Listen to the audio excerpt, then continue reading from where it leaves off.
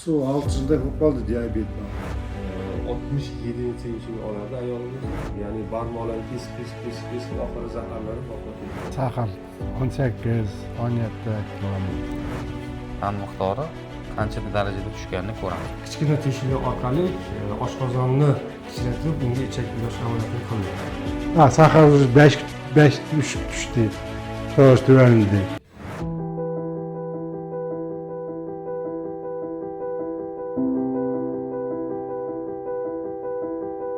Nishillamiri bor. Su 6 yılda qoldi diyabet bor. Oshqozondan oshqozoncha yasaladi. Shu oshqozonchaga ingichka ichakka o'zini qorin bo'shlig'i chiqqan joy bo'ladi. Och ichak boshlanish qismi deydi. O'shandan 1,5-2 metr o'tkazib turib, o'sha oshqozonchaga olib ulanadi. 4-5 mexanizmga asoslanib sizda sahni diyabet batamom ketadi.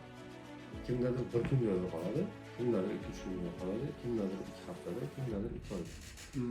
Insulin oladigan odamlarda ham, ya'ni bir bemorimizni 15 yillik staj 67 insulin oladi ayollar. Oshqozonni kichraytirib, oshqozonni shuntash operatsiyasi deydi buni. Shuni bajarganimizda 15 yillik staj 2,5 oy degani batamom yo'l bo'lib tuzalib ketdi. Bir ayolimizni, vodiydan bir ayolimizni opasi ko'zini o'ngida 2,5 oy ichida chirib vafot etgan. Ya'ni barmoqlarni kesib oxiri zaharlanib vafot etgan. Uni ko'rgandan keyin odam hamma qo'rqib qoladi. Assalomu alaykum hurmatli kuzatuvchilar. Navbatdagi bemorimiz Olmaotadan keldilar. Akamizda qandli diabet 2-tip.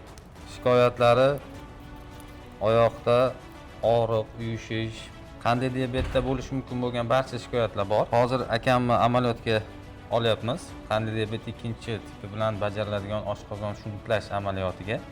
Amaliyotdan oldingi davrda qand miqdorini tekshiramiz. Ko'rib turasizlar, kuzatib borasizlar.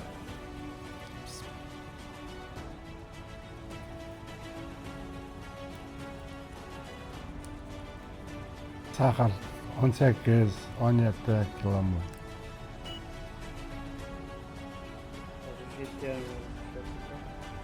Ushlab olamiz. Amaliyotdan keyingi davrda yana bir ko'ramiz. Ya'ni ertaga bir sutkadan keyin qayta tekshirib ko'ramiz. Qand miqdori qancha darajada tushganini ko'ramiz. Qanaqa bo'ladi? Shu yaxshi men yardiydi polnosida. Уже qichdan qo'ydi. Oyoqlardagi og'riq. Ular ketdi. Qozog'istondan kelgan Abdushukur akamizni uzoq yillar mobaynida qandli diabetdan aziyat chekib kelayotganlar.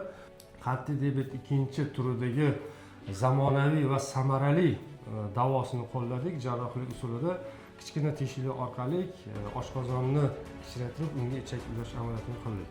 Endi bu amaliyot qilishdan maqsad nima? Maqsad shu hayotda organizmdagi qiyinchiliklarni, qandli diabetni 2-turidan aziyat chekish, uni oqibatidagi og'riqlar, shikoyatlar, oyoqdagi zirqirab og'riqlar, oyoqdagi qon aylanishlarning buzilishi, shu asoratlarni bartaraf qilish va oldini olish maqsadida oshqozon shuntash amaliyotlari bajarib kelinmoqda butun dunyoda. Kelib mana 2-tip sahar diabet deb diagnoz qo'ygan bizning kardiolog endokrinologlar. Shuni o'tdik. Ну, в общем, 3 kun bo'ldi operatsiya bo'lganiga уже yaxshi qilib bo'ldi. Sahar 5 düştü. To'g'ri tuvaldi. Barcha bemorlarga tavsiya qilamizki, qandli diabetni 2-turdan aziyat chekib, hayotingizga asoratlar olib kelmasdan keyin o'z vaqtida shifokorlarga murojaat qiling va bizning jamoa sizga o'xshagan bemorlarga yordam berishga doim tayyor. Sog'lig'ingizga befarq bo'ling. Abdushukur aka, o'zingiz ehtiyot qilasiz. Rahmat. Men operatsiyaga kiryapman. Xudo xohlasa yana gaplashamiz. Qaror. Nima savollar bo'lsa havollashtiramiz. Xudo amachilik buyursin. Yaxshi kunlarda ko'rishaylik. Здравствуйте.